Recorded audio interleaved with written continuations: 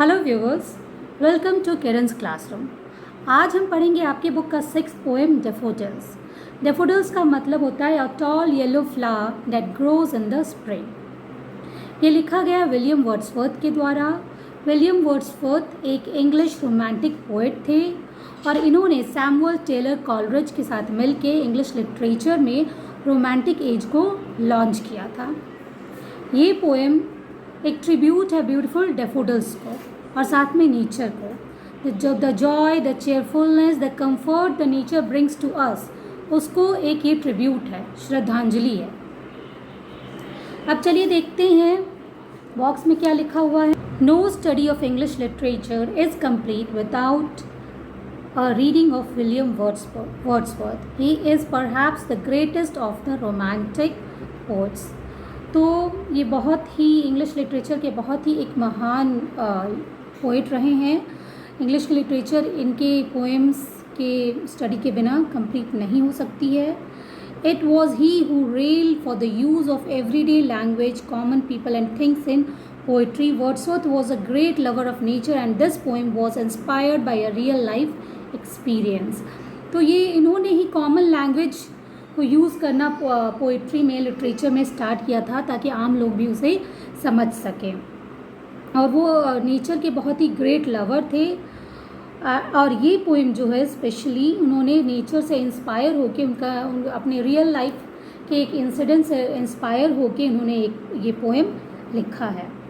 Once when on a walk with his sister, he came upon a sight of a belt of daffodils beside a lake with the wind blowing over the flowers. तो एक बार वो अपनी बहन के साथ walk पे जा रहे थे, तभी उन्होंने एक लेक के किनारे में बहुत सारे डेफोडिल्स को डांस करते हुए, हवा के झोंकों पे झूमते हुए देखा।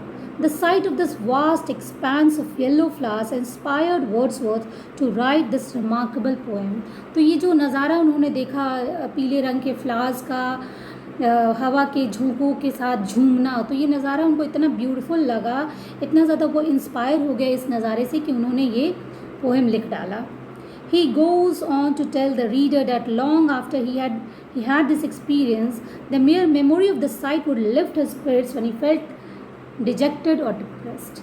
तो वो उन्होंने अपने रीडर्स को बताया है कि जब इन्होंने ये नज़ारा देखा, उसके बहुत समय बाद भी जब वो कभी डिप्रेस्ड होते थे, कभी थॉटफुल मूड में होते थे, कभी शांत पड़े होते थे, कभी सैड होते थे, और जब भी मेमोरी इन फ्लावर्स की मेमोरी जब उनके दिमाग में आती थी तो उनका मूड जो है लिफ्ट हो जाता था, सैडनेस उनकी ख़त्म हो जाती थी और हैप्पीनेस उनके दिमाग में आ जाता था, वो हैप्पी हो जाते थे। वो एक तरह से ब्लिस इन सॉलिट्यूड था वो मेमोरी उनके लिए। तो जब भी ये डिप्रेस्ड फील करते थे, जब भी डिजेक्टेड फील करते थे, इन फ्लावर्स की मेमोरी उनके मूड को बहुत अच्छा कर देती थी। This well known poem is a eulogy to the restorative powers of nature.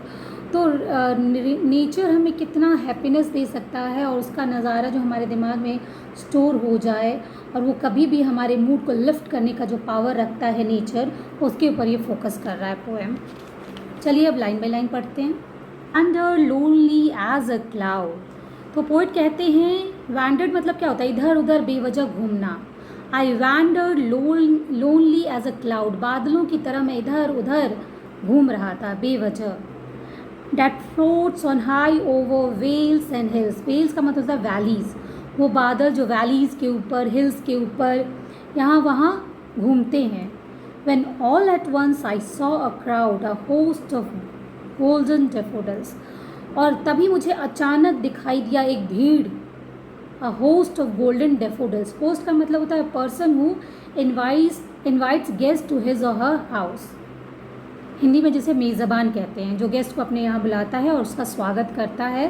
तो होस्ट ऑफ गोल्डन इसलिए कहा गया है क्योंकि जब पीले फ्लावर्स पे सनरेज पड़ते हैं तो वो गोल्डन कलर में चमकते हैं। तो पोएम को ये गोल्डन डेफोडिल्स जो है एक होस्ट की तरह दिखाई दिए, एज इफ ये स्वागत कर रहे हों पोएट का। Beside the lake beneath the trees. तो ये कहाँ पे लगे थे डेफोडिल्स? बिसाइड द लेक के किनारे लगे हुए थे, एंड बीनीथ द ट्रीज, पेड़ों के नीचे लगे हुए थे। Fluttering and dancing in the breeze. तो यहाँ पे डेफोडिल्स को पोइट ने पर्सोनीफाई किया है। है ना, यानी लिविंग बीइंग की तरह उसको ट्रीट किया है। फ्लटरिंग मीन्स क्या होता है, बटरफ्लाइज फ्लटर करते हैं, तो जैसे fluttering and dancing, dance human beings कर सकते हैं, तो fluttering and dancing in the breeze. तो पोइट कहता है कि ये जो डेफोडिल्स जो हवा के झोंकों के साथ हिल रहे थे, तो ऐसा प्रतीत हो रहा था मानो वो डांस कर रहे हों हवा के साथ साथ, एक बटरफ्लाई की तरह उड़ने की कोशिश कर रहे हों, फ्लटर कर रहे थे। Continuous as the stars that shine, और कंटिन्यूअसली ये डांस कर रहे थे और एकदम चमक रहे थे, हवा जैसे कि सूर्य की रोशनी इनके ऊपर पड़ रही थी तो ये गोल्डन कलर में चमक रहे थे और झूम रहे थे। तो ऐसा लग रहा था जैसे continuous as the stars that shine, मतलब कंटिन्यूअसली चमक रहे थे जैसे आसमान में तारे चमकते हैं। And twinkle on the milky way, milky way क्या है, हमारी गैलेक्सी है मिल्की वे, तो मिल्की वे में जैसे तारे चमकते हैं वैसे ही डेफोडिल्स चमक रहे थे। They stretched in never ending line, और ये इतनी दूर दूर तक फैले थे कि ऐसा लग रहा था कि पता नहीं कहाँ ख़त्म होंगे, ये नेवर एंडिंग लाइन हो, जैसे कि कहीं ख़त्म ना होने वाली इनकी लाइन हो। तो ये थोड़ा एग्जेगरेशन है एक तरह से, क्योंकि कहीं ना कहीं तो वो ख़त्म होगी ही of course. Along the margin of a bay, उसके किनारे, लेक के किनारे में मार्जिन में एक जो एकदम एक लाइन से ये लगे हुए थे।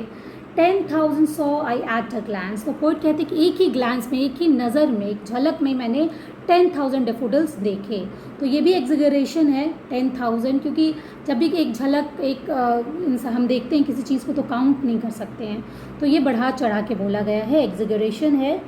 Tossing their heads in sprightly dance, तो ये डेफोडिल्स जो क्या करते थे, टॉसिंग देयर हेड्स, अपना सर हिला रहे थे, इन अ स्प्राइटली डांस, जैसे है बहुत खुश होके वो डांस कर रहे हों। The waves beside them dance but they outdid the sparkling waves in glee, तो पोइट कहते हैं कि उनके ये जो डेफोडिल्स थे उसके बगल में लेक था, लेक्स की जो वेव्स थी, तरंगे थी, वो भी डांस कर रही थी, उनके ऊपर भी सूर्य की रोशनी पड़ रही थी, वो भी चमक रही थी और वो भी डांस कर रही थी और वो भी ब्यूटीफुल लग रही थी। लेकिन ये जो डेफोडिल्स का जो चमक था, उनका जो डांस था, उनमें जो हैप्पीनेस नज़र आ रही थी, वो इसको पीछे छोड़ रही थी, वेव्स के डांस को, वेव्स की ब्यूटी को वो आउटडिड कर रही थी, यानी पीछे छोड़ दे रही थी। वेव से भी ज़्यादा खूबसूरत ये डेफोडिल्स लग रहे थे। Outdid the sparkling waves in glee, glee मतलब होता है हैप्पीनेस, तो जो हैप्पीनेस के साथ जो स्पार्कल कर रहे थे वेव्स, उसकी ब्यूटी को भी पीछे छोड़ दे रहे थे डेफोडिल्स की beauty. A poet could not but be gay, gay means again happy, in such a jocund company, jocund means भी होता है चेयरफुल, तो एक पोइट क्या हो सकता है खुश होने के अलावा, और क्या हो सकता है इतने चेयरफुल, इतने ब्लिसफुल और इतने जॉयफुल कंपनी में एक पोइट खुश होने के अलावा और क्या कर सकता है। I gazed and gazed but little thought what wealth the show to me had brought, और मैं इस नज़ारे को देखता रहा। यहाँ पे लिटिल थॉट का मतलब लिटिल थॉट नहीं है, इसका मतलब है कि बिल्कुल कुछ सोचा नहीं, मैं बस नज़ारों को देखता रहा बिना कुछ सोचे कि ये जो नज़ारे हैं ये मुझे क्या दे रहे हैं, क्या वेल्थ, क्या मैं गेन कर रहा हूँ इन नज़ारों को देख के। बिना इस बात पे विचार किए मैं इन नज़ारों को लगातार देखता रहा। For often when on my couch I lie, often जब भी मैं अपने काउच मीन्स क्या होता है, long seat with the back and arms means sofa you can say, तो अक्सर जब मैं अपने सोफ़ा पे लेटता हूँ, इन वैकेंट और इन पेंसिव मूड, मतलब जब मैं खाली रहता हूँ, बहुत थॉटफुल मूड में रहता हूँ, या कभी डिप्रेस्ड या सैड रहता हूँ और अपने सोफ़े पे चुपचाप शांति से लेटता हूँ, दे फ्लैश अपॉन डैट इनवर्ड आई, तो मेरे मन के अंतरात्मा की जो आँखें हैं, यानी मेरी मेमोरी में वो जो डेफोडिल्स हैं वो फ्लैश होती हैं, वो जो नज़ारा है एक बार फिर से मेरे दिमाग में आता है। दे flash upon that inward I which is the bliss of solitude, क्योंकि एकांत समय का एक ब्लिस हैप्पीनेस होता है जो कि मेरे अचानक से मेरी मेमोरी में आके मेरे मूड को लिफ्ट कर देता है, मेरे उदास मन को खुश कर देता है। And then my heart with pleasure fills, जैसे ये नज़ारा मेरे दिमाग में आता है मेरा दिल जो है खुशियों से भर जाता है। And dances with the daffodils, और उन डेफोडिल्स के साथ, हालांकि वो डेफोडिल्स अभी वहाँ पे प्रेजेंट नहीं है, पर उनका जो मेमोरी है दिमाग में जब आ जाता है तो उसमें इतनी पावर है कि नेचर में इतना पावर है कि उसकी जो मेमोरी भी हमें बहुत ज़्यादा खुश कर देती है और हमारे दुखों को गायब कर देती है कुछ समय के लिए, कुछ क्षण के लिए। तो पोइट कहते हैं कि डांसेस विद द डेफोडिल्स, कि वो सारे अपने गम को भूल के, अपनी परेशानी को भूल के, और उनका मन जो है उन डेफोडिल्स के साथ झूम उठता है। तो चलिए अब देखते हैं फिगर ऑफ स्पीच इस पोएम में क्या क्या है। सबसे पहले हम देखेंगे सिमिली। तो सिमिली क्या होता है viewers? Simile is a direct comparison between two different things using as और लाइक। तो दो अलग अलग चीज़ों के बीच कंपैरिजन एज और लाइक वर्ड को यूज़ करके होता है सिमिली। तो देखते हैं इसमें सिमिली क्या है। First line, I wandered lonely as a cloud. As use किया गया यहाँ पे, इसलिए सिमिली है। नेक्स्ट है आपका, अब हम देखते हैं अलिट्रेशन। अलिट्रेशन क्या होता है? Alliteration is the repetition of consonant sound at the beginning और इन स्ट्रेस सिलेबल्स और नियर बाई वर्ड्स। तो जैसे देखते हैं हम कहाँ पे है। अलिट्रेशन क्या होता है? जो स्टार्टिंग में जो कॉन्सोनेंट साउंड होता है हर एक वर्ड के स्टार्टिंग में, उसका रिपीटेशन होता है अलिट्रेशन। तो यहाँ पे आप देखिए फर्स्ट स्टैंजा के 1 2 3 4 5th लाइन में, beside the lake beneath the trees.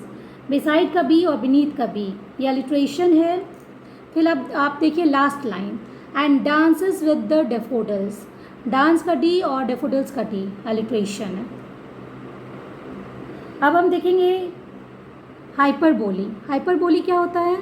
Hyperbole is an exaggerated statement. बहुत बढ़ा चढ़ा के जब बोला जाता है तो वो हाइपरबोली होता है। जैसे आप देखिए third line, when all at once I saw a crowd, ये हाइपरबोली है। नेक्स्ट है सेकेंड स्टैंजा का 1 2 3 4 5th line, 10,000 saw I at a glance, ये भी हाइपरबोली है। फिर हम देखते हैं पर्सोनिफिकेशन। पर्सोनिफिकेशन क्या होता है? The poet has attributed human characteristics to the daffodils in this poem, है ना। पर्सोनिफिकेशन होता है क्या? जब हम ह्यूमन कैरेक्टरिस्टिक्स किसी चीज़, किसी नॉन लिविंग थिंग को दे देते हैं तो वो होता है पर्सोनिफिकेशन। जैसे कि यहाँ पे हम देख सकते हैं फर्स्ट स्टैंजा का लास्ट लाइन देखिए, fluttering and dancing in the breeze. तो डांसिंग क्या है? ह्यूमन बीइंग से डांस कर सकते हैं, तो ये पर्सोनिफिकेशन है। फिर आप देखिए सेकेंड स्टैंजा का last line, tossing their heads and sprightly dance. Tossing, सर को हिलाना, तो ये भी पर्सोनिफाई किया गया है डेफोडिल्स को, तो ये पर्सोनिफिकेशन है। फिर आप देखिए थर्ड स्टैंजा का second line, out did the sparkling waves in Glee, ये भी पर्सोनिफिकेशन है।